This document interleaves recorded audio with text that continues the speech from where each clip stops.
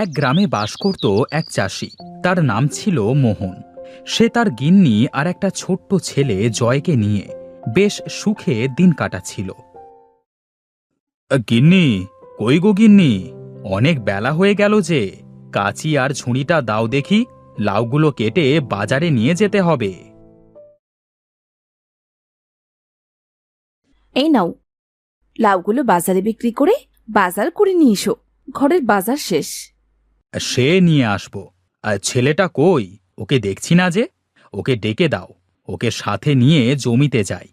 একটা লাউ ওর কাছে দিয়ে দেব। ও লাউ নিয়ে বাড়িতে এলে লাউটা রান্না করবে, কেমন? জয়, ও জয়, বাবা কোথায় তুই রে? এদিকে আয় তো দেখি। কি হয়েছে মা? তোর বাবার সাথে মাঠে গিয়ে লাউ নিয়ে আয়, রান্না করতে হবে সে। কি মজা, কি মজা, লাউয়ের মোরব্বা খাবো। পাগল ছেলে আমার, লাউ পেলে আর কিছুটি চায় না। হ্যাঁ মা, আমার লাউ খেতে অনেক ভালো লাগে। হ্যাঁ বাবা, হ্যাঁ এখন তাড়াতাড়ি চলো তো, অনেক দেরি হয়ে গেল যে।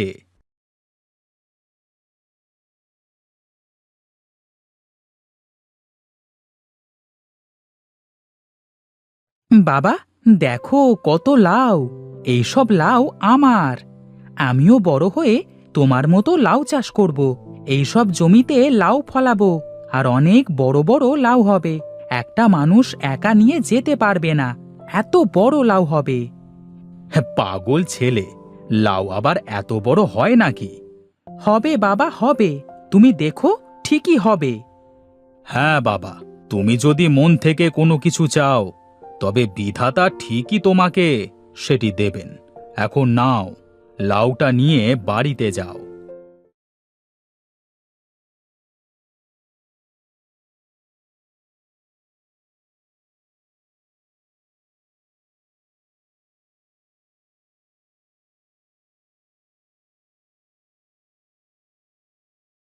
মা, মা, দেখো লাউ নিয়ে এসেছি। আমাকে লাউ দিয়ে মোরব্বা বানিয়ে দাও। আচ্ছা বাবা, তুই যা, গিয়ে পুকুর থেকে গোসল করে আয়। আমি তোর জন্যে লাউ দিয়ে মোরব্বা বানিয়ে দিচ্ছি। জয় চলে যায় গোসল করতে।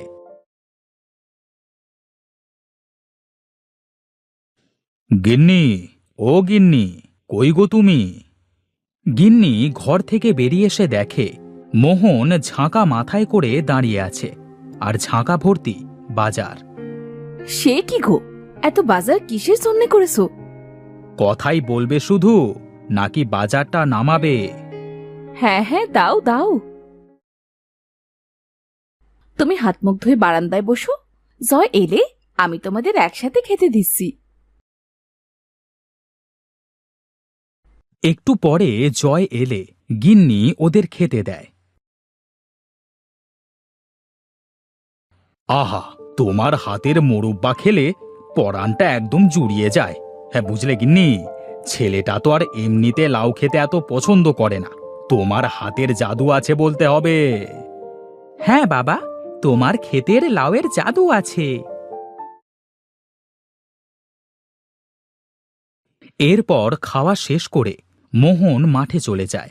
মাঠে গিয়ে মোহন দেখে রাতুল মন খারাপ করে বসে আছে। কি গো রাতুল ভাই, তুমি মাথায় হাত দিয়ে বসে আছো কেন? শুনলাম কয়েকদিন পরে নাকি খুব বৃষ্টি হবে, আর বন্যা হওয়ার সম্ভাবনাও নাকি আছে। কি হবে এইসব নিয়ে অনেক চিন্তা হচ্ছে, বুঝলে মোহন ভায়া।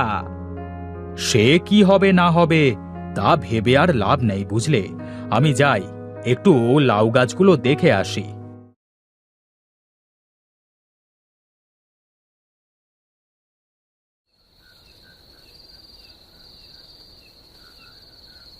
বুঝলে গিন্নি, সামনে নাকি বন্যা হবে, মাঠ ভর্তি ফসল। এখন যদি বন্যা হয়, তবে মানুষের বিপদের কোনো শেষ থাকবে না। কি আর করা যাবে বলো? আমিও পাশের বাড়ির তমাল আর তমালের বউকে বলতে শুনলাম কয়েকদিন পরে নাকি বন্যা হবে। এই সময় বন্যা হলে খাবো কি বলো? সে যা হবার হবে, তা তুমি চিন্তা করে শরীর খারাপ করো না তো, ঘুমিয়ে পড়ো, অনেক রাত হয়ে গেল যে।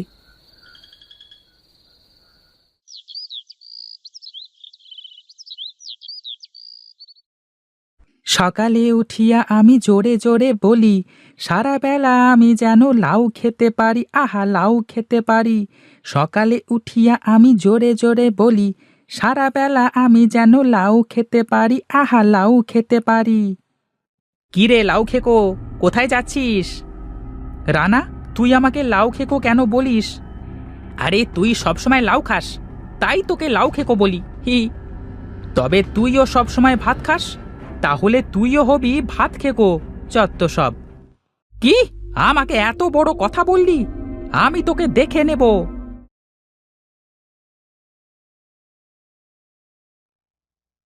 জয় যেতে যেতে দেখে নদীর ধারে একটা বাচ্চা মেয়ে বসে কাঁদছে। কে তুমি? তোমাকে এই গ্রামে এর আগে তো কখনো দেখিনি, আর তুমি এখানে এভাবে বসে কাঁদছো কেন? আরে, এই ছেলেটা আমায় কিভাবে দেখলো? মা বলেছিল যারা ভালো মনের মানুষ শুধু তারাই আমায় দেখতে পাবে। তাহলে এই ছেলেটা নিশ্চয়ই ভালো মনের মানুষ। ওকে আমার মনের কথা সব খুলে বলি, ও নিশ্চয়ই আমাকে সাহায্য করবে। এরপর মেয়েটি বলতে শুরু করে, আমার নাম মায়াপরি, আমি পরি লোকে থাকি। আমার মায়ের ভীষণ অসুখ জানো, কোনোভাবেই এই অসুখ সারছে না। পরিবৈদ্য বলেছেন আমার মায়ের অসুখ সারানোর একটা উপায় আছে, আর সেটা হলো পৃথিবী থেকে রাক্ষসী লাউ নিয়ে যেতে হবে। আমাদের তো অনেক লাউ আছে, কিন্তু রাক্ষসে লাউ কি? আগে তো কখনো এমন লাউয়ের নাম শুনিনি। পরিদের জাদুর মাধ্যমে এক ধরনের বড় আকৃতির লাউ বানানো যায়, যা কেবল পৃথিবীর মাটিতেই সম্ভব। তাই আমি পৃথিবীতে এসেছিলাম। তবে তুমি তোমার কাজ না করে এখানে বসে কাঁদছো কেন? আমার জাদুর লাঠিটা এই নদীর জলে পড়ে গেছে। লাঠি ছাড়া আমি জাদু করতে পারি না গো, আর আমি সাঁতারও জানি না। ও, এই ব্যাপার। তুমি একটু দাঁড়াও, আমি এক্ষুনি তোমার লাঠিটা এনে দিচ্ছি। এই বলে জয় নদীতে নেমে ডুব দিয়ে লাঠিটা এনে দেয়। লাঠি পেয়ে পরী মেয়েটি অনেক খুশি হয়। তারপরে মেয়েটি তার জাদু দিয়ে অনেকগুলো লাউ বীজ বানিয়ে জয়কে দিয়ে দেয়। তুমি এই বীজগুলো রাখো, বাড়িতে গিয়ে বীজগুলো মাটিতে পুঁতে দিও। কয়েকদিন পর দেখবে তোমার এই লাউ গাছে অনেক বড় বড় লাউ হবে। তোমার লাউ গাছে লাউ ধরলে আমি এসে নিয়ে যাব। আর হ্যাঁ, তোমার কোনো বিপদ হলে নদীর পাড়ে গিয়ে আমায় ডাকবে, কেমন? আমি তখনই তোমার কাছে চলে আসব। ঠিক আছে মায়াপরি, আমি এখন চলি।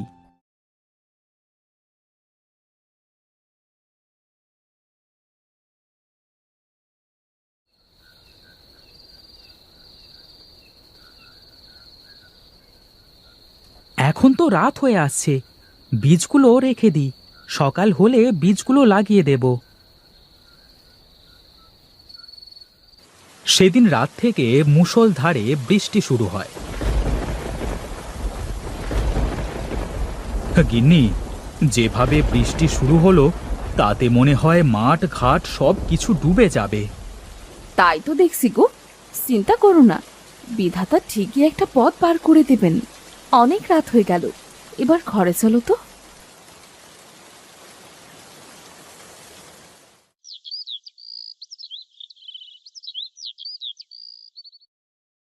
পরের দিন সকালবেলায় মোহন ঘুম থেকে উঠে মাঠে গিয়ে দেখে তার সব জমি পানিতে ডুবে গেছে।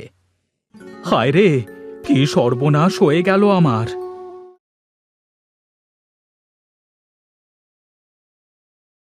মোহন তার ক্ষেতের দুরবস্থা দেখে বাড়িতে এসে মাথায় হাত দিয়ে বারান্দায় বসে থাকে। কি হয়েছে বাবা, তোমাকে এত চিন্তিত লাগছে কেন? বন্যায় আমাদের সব লাউ ক্ষেত নষ্ট হয়ে গেছে, চিন্তা ছাড়া কি আর করব বলো? তুমি চিন্তা করো না তো বাবা, আমার কাছে মায়াপরীর জাদুর লাউ বীজ আছে। এই বীজগুলো লাগালে এখান থেকে গাছে অনেক বড় বড় লাউ হবে বাবা। কি বলছো এসব আবোল তাবোল? তুমি কোথায় পেয়েছো এই বীজ? এরপর জয় তার বাবাকে সব ঘটনা খুলে বলে। বাবা, এইসব পড়ি বলে কিছু হয় না, আর এসব রাক্ষসে লাউ বলতেও কিছু নেই।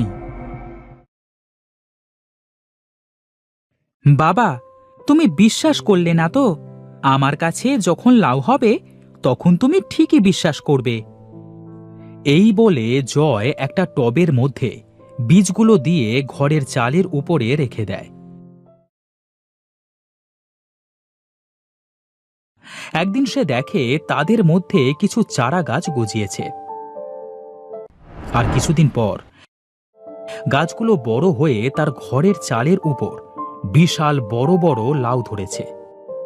এরপর জয় নদীর ধারে যায়। মায়াপুরী, মায়াপুরী, কোথায় তুমি? কি ব্যাপার জয়, আমাকে ডাকলে কেন? আমাদের ঘরের চালে অনেক বড় বড় লাউ ধরেছে। তোমার লাউগুলো তুমি নিয়ে যাও। ওই লাউ? আমার আর লাগবে না ওইসব লাউ। তুমি না চেয়েছিলে তোমার অনেক বড় বড় লাউ হবে? লাউয়ের প্রতি তোমার ভালোবাসা দেখে আমি খুব খুশি হয়েছি, আর তাই আমি বীজগুলো তোমায় দিয়েছি। তোমাকে অনেক ধন্যবাদ মায়াপুরী। যতদিন তোমার এই লাউয়ের উপর ভালোবাসা থাকবে ততদিন তোমার এই লাউ গাছে অনেক বড় বড় রাক্ষসী লাউ হবে। লাউয়ের প্রতি আমার ভালোবাসা সারা জীবন থাকবে। এরপর ওরা রাক্ষসে লাউ চাষ করে সুখে দিন কাটাতে লাগলো।